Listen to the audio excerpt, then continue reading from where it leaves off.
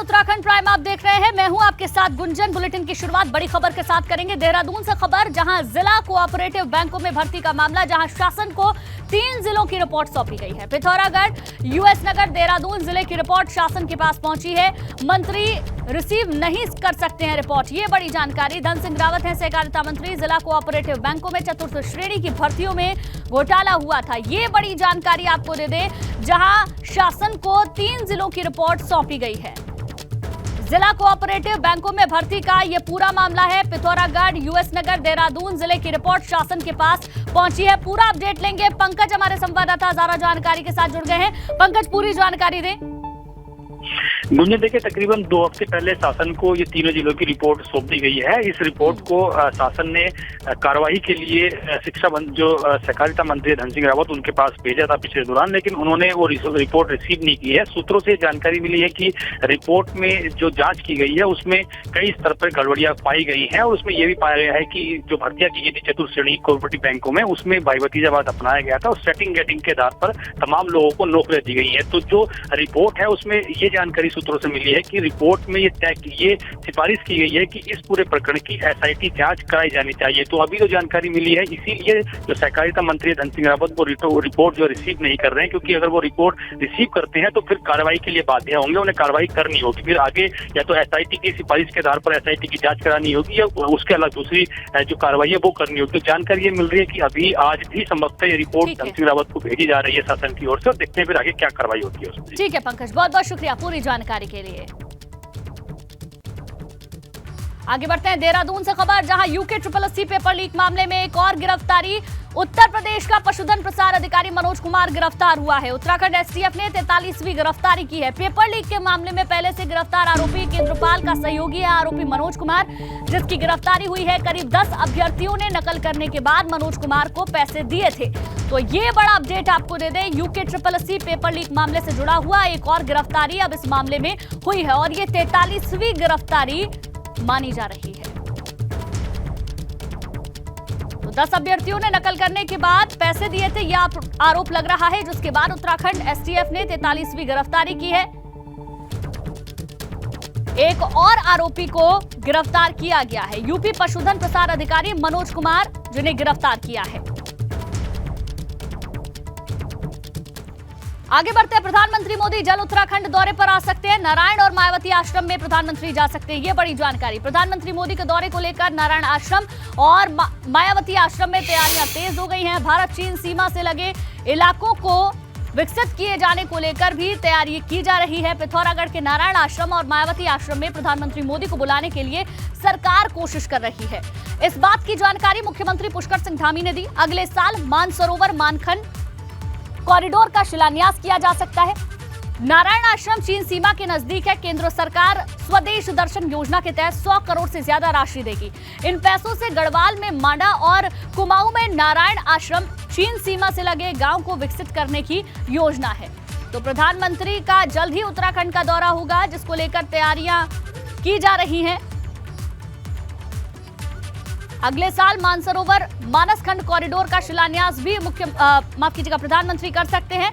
नारायण आश्रम चीन सीमा के ये नजदीक है। केंद्र सरकार स्वदेश दर्शन योजना के तहत 100 करोड़ से ज्यादा राशि इसके लिए देगी।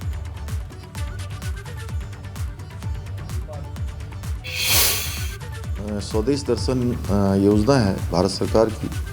स्वदेश दर्शन यात्रा में हमने जहां माणा क्षेत्र को लिया है, वाइब्रेंट विलेज के रूप में लिया है, वहीं नारायण आश्रम और उसके आसपास के क्षेत्र को भी स्वदेश दर्शन यात्रा में प्रस्तावित किया है, जिससे कि जो भारत सरकार की एक योजना है, उस योजना में 100 करोड़, 150 करोड़, 200 करोड़ के आसपास का जो धनराशि है, ऐसे स्थानों को डेवलप करने में लगाया जाता है। तो हमारी प्राथमिकता में 2 स्थान है। प्रधानमंत्री मोदी के दौरे को लेकर तैयारियां भी शुरू हो चुकी हैं। सीएम धामी ने कहा कि प्रधानमंत्री का ये दौरा सीमांत इलाकों को लेकर भी काफी अहम रहने वाला है। 4 धाम यात्रा में आने वाले जो यात्री हैं वो कैलाश मानसरोवर की यात्रा पर भी जाएं और जो मानसखंड कॉरिडोर बन रहा है उस यात्रा पर भी जाएं। तो माननीय प्रधानमंत्री जी से भी हम अनुरोध करेंगे कि आने वाले समय में वो जहां नारायण आश्रम, मायावती आश्रम, इन सभी स्थानों पर उनका समय मिले, उनका प्रवास हो, जिससे देश दुनिया की नज़र में यह क्षेत्र भी, जो भोले बाबा का कैलाश पर्वत है, ये भोले बाबा का कैलाश पर्वत भी चूँकि जानते सभी लोग हैं, लेकिन माननीय प्रधानमंत्री जी का वहाँ प्रवास होगा तो निश्चित रूप से वो विश्व के नक्शे पर चमकेगा। राष्ट्रपति द्रौपदी मुर्मू 2 दिवसीय दौरे पर देहरादून आएंगे। 8 और 9 दिसंबर को राष्ट्रपति देहरादून आ रही हैं। राष्ट्रपति के दौरे को लेकर पुलिस सुरक्षा व्यवस्था की तैयारियों में जुटी हुई है। 8 दिसंबर को राष्ट्रपति राजभवन में एक कार्यक्रम में शिरकत करेंगी और 9 दिसंबर को मसूरी स्थित लाल बहादुर शास्त्री अकेडमी और देहरादून में दून यूनिवर्सिटी के कार्यक्रम में भी शामिल होंगी। तो राष्ट्रपति के दौरे को लेकर भी तैयारियां शुरू हो चुकी हैं। उत्तराखंड का दौरा 8 और 9 दिसंबर का हो सकता है राष्ट्रपति द्रौपदी मुर्मू का। राष्ट्रपति महोदया 8 तारीख को आएंगे, राजभवन में रुकेंगे और राजभवन में कुछ प्रोग्राम्स हैं गवर्नमेंट की तरफ से भी, और नेक्स्ट डे LBNS मसूरी जाएंगे, वहाँ पे प्रोग्राम है। उसके बाद यहाँ पे दून यूनिवर्सिटी में प्रोग्राम, उसके बाद फिर रिटर्न जा रहे हैं। तो ये 2 दिन के प्रोग्राम है, तो हमारा सुरक्षा व्यवस्था एडिक्वेटली अप्लाई कर दी है फोर्सेस का, और उसका कल रिहर्सल भी होगा। तो द्रौपदी मुर्मू का दौरा 8 और 9 दिसंबर को हो सकता है, जिसको लेकर तैयारियां की जा रही हैं। देहरादून में दून यूनिवर्सिटी के कार्यक्रम में भी द्रौपदी मुर्मू शामिल होंगी। इसके अलावा 9 दिसंबर को मसूरी स्थित लाल बहादुर शास्त्री अकेडमी में भी राष्ट्रपति पहुंचेंगी। तो ये बड़ी जानकारी आपको दे दें, 8 और 9 दिसंबर को राष्ट्रपति देहरादून आ रही है और दौरे को लेकर पुलिस सुरक्षा व्यवस्था की तैयारियां भी चाक चौबंद है। पुलिस की ओर से भी तमाम व्यवस्था की जा रही है। 8 दिसंबर को राष्ट्रपति राजभवन में एक कार्यक्रम में शिरकत करेंगी। 9 दिसंबर को मसूरी स्थित लाल बहादुर शास्त्री अकेडमी जाएंगी।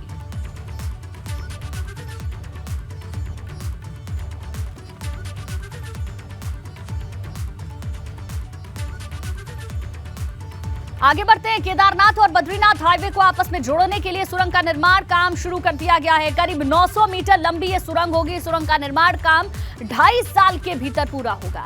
इस सुरंग के बनने से जहां रुद्रप्रयाग में लगने वाले जाम से निजात मिलेगी, वहीं बद्रीनाथ और केदारनाथ हाईवे सीधे आपस में जुड़ जाएंगे। इस पूरे प्रोजेक्ट के लिए भारत सरकार से 1 अरब 56 करोड़ रुपए भी स्वीकृत हुए हैं। तो बद्री केदार का आस्था पथ कैसा होगा, प्रोजेक्ट का काम किया जा रहा है। पूरे प्रोजेक्ट के लिए करीब 1 अरब 56 करोड़ रुपए स्वीकृत किए गए हैं।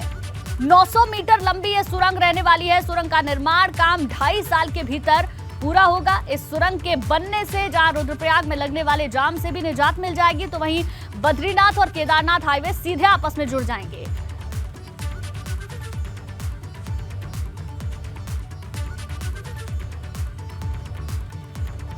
तो पूरा प्रोजेक्ट क्या है, ये भी अब आपको समझाने की कोशिश करते हैं ग्राफिक्स के जरिए। केदारनाथ और बद्रीनाथ हाईवे को जोड़ना ये प्रोजेक्ट का एक महत्वपूर्ण अंग रहने वाला है। बाईपास सुरंग और पुल बनाए जाने हैं।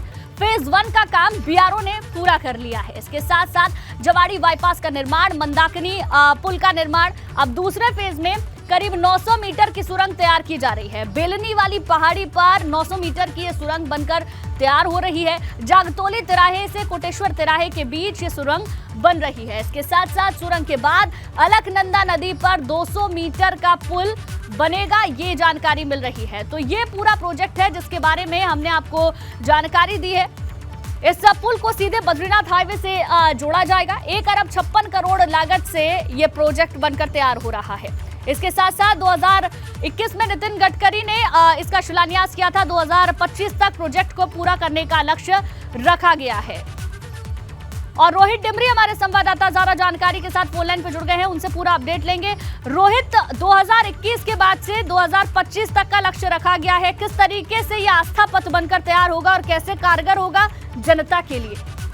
जी, जैसे कि मैं आपको बताना चाहूंगा, 2021 में जो केंद्रीय सड़क एवं परिवहन मंत्री थे नितिन गडकरी जी, उन्होंने इसकी नींव रखी थी, शिलान्यास देहरादून में किया गया था। उसके बाद से वन विभाग से वन पत्रावलियों की कार्रवाई चलती रही, जिसके बाद अब जाकर यह मामला सुलझ पाया है। और कह सकते हैं कि कल ही इसका जो भूमि पूजन भी यहाँ पर किया गया। 900 मीटर यह लंबी सुरंग होगी।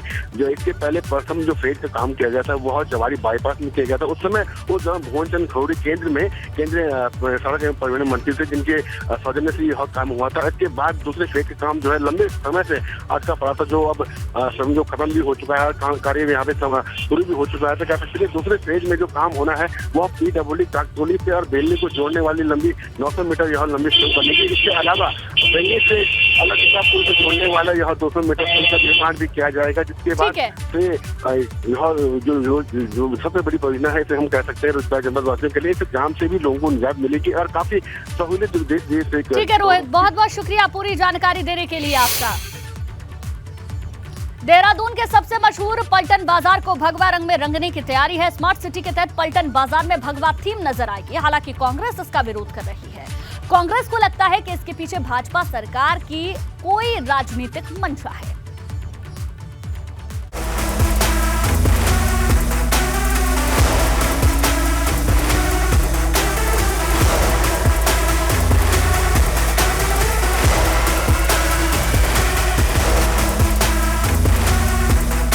देहरादून का पलटन बाजार आने वाले दिनों में भगवा रंग में रंगा नजर आएगा। दुकानों के बाहर लगे साइन बोर्ड और टीन शेड पर भगवा रंग की छाप नजर आएगी। स्मार्ट सिटी की बैठक में तय हुआ कि साइन बोर्ड और टीन शेड ऑरेंज कलर के होंगे। इसके साथ ही दूसरे छोटे बाजार में भी रंग रोगन की तैयारी है। हमारा काम है इसमें विकास करना। विकास होना चाहिए, काम गुणवत्ता के साथ होना चाहिए, काम समय पे होना चाहिए। देखिए भगवा कलर का जहाँ तक सवाल है, सभी उसमें जो है व्यापारी प्रतिनिधि वहाँ थे, सभी जनप्रतिनिधि वहाँ थे, सभी अधिकारी वहाँ थे। तो उसमें जो सामूहिक निर्णय लिया गया है तो उसमें मुझे लगता है कोई क्वेश्चन मार्क नहीं होना चाहिए। बाजार में भगवा रंग की थीम पर जो भी काम होगा वो सब स्मार्ट सिटी के तहत करवाया जाएगा।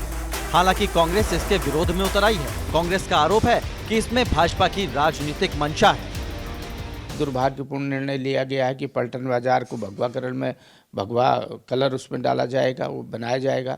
हर बोर्ड जो होगा वो भगवा कलर रंग में होगा। ये बड़ी दुर्भाग्यपूर्ण बात है।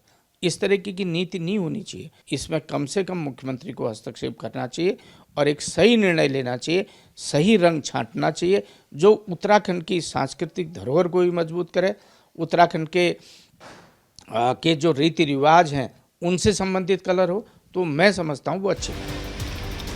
मगर हैरानी की बात यह है कि इतना बड़ा फैसला हो गया और शहरी विकास मंत्री प्रेमचंद अग्रवाल को इस बात की जानकारी ही नहीं। मेरी जानकारी में अभी ऐसा विषय नहीं आया। अगर ऐसा कोई बयान दे रहा है तो अब मुझे अभी जानकारी लेनी पड़ेगी। जब से स्मार्ट सिटी के काम शुरू हुए हैं, किसी न किसी बात को लेकर विवाद होता आ रहा है। कभी स्मार्ट सिटी के कामों पर सवाल उठते हैं, कभी कामों में देरी का मुद्दा उठता है। इस बीच भगवा थीम ने नए विवाद को जन्म दे दिया है। एबीपी गंगा के लिए देहरादून से रवि कैंतुरा की रिपोर्ट।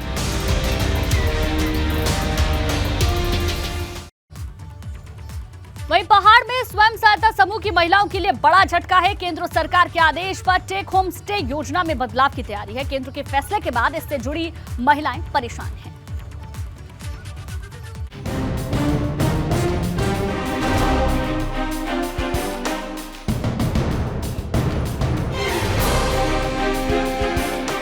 उत्तराखंड में टेक होम राशन योजना को लेकर विवाद हो गया है। केंद्र सरकार के निर्देशों के बाद टेक होम राशन योजना में बदलाव करने की तैयारी है। केंद्र के फैसले से स्वयं सहायता समूह की महिलाएं परेशान हैं। हमें ये कहा गया है कि आप दिसंबर में राशन नहीं देंगे। जब हमको काम दिया गया था तो बुला के और हमें मतलब ऐसे बुलाया था कि आप काम करो, पैसा भी दिया गया, हम पे कर्जा भी करवाया बैंक से। मतलब आज जाके देखो हमारी बैंक की सिविल भी खराब हो गई, क्योंकि जब हमें इतना रुलाया जा रहा है कि जब हमारे पे कर्जा हो गया तो हमारे पे आड़त भी हमारे पे आज नोटिस देने के लिए तैयार हैं। बैंक वाला खुद हमारे घर की कुर्की करने के लिए तैयार है। तो हम कहाँ जाएंगी? यदि हमारे साथ कुछ बुरा होता तो हम भी बुरा मतलब कुछ किसी भी हद तक उतर सकती हैं हम महिलाएं। स्वयं सहायता समूह की महिलाएं बेरोजगार होने के डर से परेशान है, मगर महिला और बाल विकास मंत्री रेखा आर्य का कहना है कि योजना केंद्र सरकार के निर्देशों पर ही संचालित होती है। भारत सरकार फिलहाल तो ये कह रही है कि आप हमारे मेथड से हमारे प्रोसेस से, हमारे बताए गए गाइडलाइन के अनुसार यदि आप कार्य नहीं करेंगे तो निश्चित रूप से आगे चल के जो है THR प्रदेश को या THR का फंड जो है वह नहीं दिया जाएगा। और जितने भी इसमें काम करने वाले लोग थे सबको अच्छे से पता है कि योजना कहाँ से संचालित है और इस योजना का सारा स्वरूप कहाँ से तय होता है। तो निश्चित रूप से हमें उत्तराखंड में THR बंद तो नहीं करना है, और वो THR का कौन से फॉर्म में जो है भारत सरकार चाहती है उसके अनुसार हम लोग कार्रवाई करेंगे। उधर योजना को बंद करने पर कांग्रेस ने सरकार को घेरना शुरू कर दिया है। कांग्रेस का कहना है कि इस योजना से प्रदेश भर में 1 लाख लोगों को रोजगार मिलती है। टेक होम राशन के माध्यम से महिलाएं एक रोजगार पा रही थी और अब ये कह दिया गया है कि सस्ते गल्ले की दुकान से गेहूं और चावल बांटा जाएगा। लेकिन इसका मतलब है कि ना सूजी, ना पोहा, ना मूंग की दाल, ना भटकी दाल, ये सब कुछ बच्चों को नहीं मिलेगा और ये गर्भवती और धात्री महिलाएं उनके लिए ज़रूरी है। और अगर ऐसा नहीं हुआ तो ये आघात पूरे उत्तराखंड की महिलाओं के ऊपर है और पूरी कांग्रेस पार्टी अपनी महिलाओं के साथ खड़ी है। पहाड़ी राज्य होने की वजह से उत्तराखंड लोगों के लिए रोजगार के सीमित साधन हैं। जाहिर है कि इस तरह की योजनाओं का बंद होना पहाड़ की महिलाओं के लिए बड़ा झटका साबित हो सकता है। ABP गंगा के लिए देहरादून से रवि केंतुरा की रिपोर्ट। और अब बात करेंगे पहाड़ों पर बिछी सफेद चादर की। उत्तराखंड के ऊंचाई वाले इलाकों में मौसम का मिजाज फिर से बदला है। हेमकुंड साहिब में बर्फबारी हो रही है। गुरुद्वारे के पास बनी झील का पानी भी जम गया है, तो वहीं हेमकुंड साहिब पारा -12 डिग्री तक पहुंच चुका है। हालांकि हेमकुंड साहिब के कपाट फिलहाल बंद है। तो हर तरफ बर्फ की सफेद चादर नजर आ रही है। तस्वीरें जो आई हैं जोशीमठ से सामने वो भी हम आपको दिखा रहे हैं।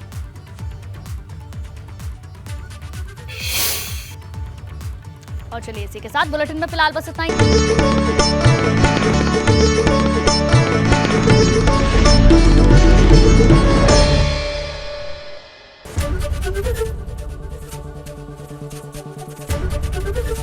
ABP गंगा, खबर आपकी, जुबान आपकी।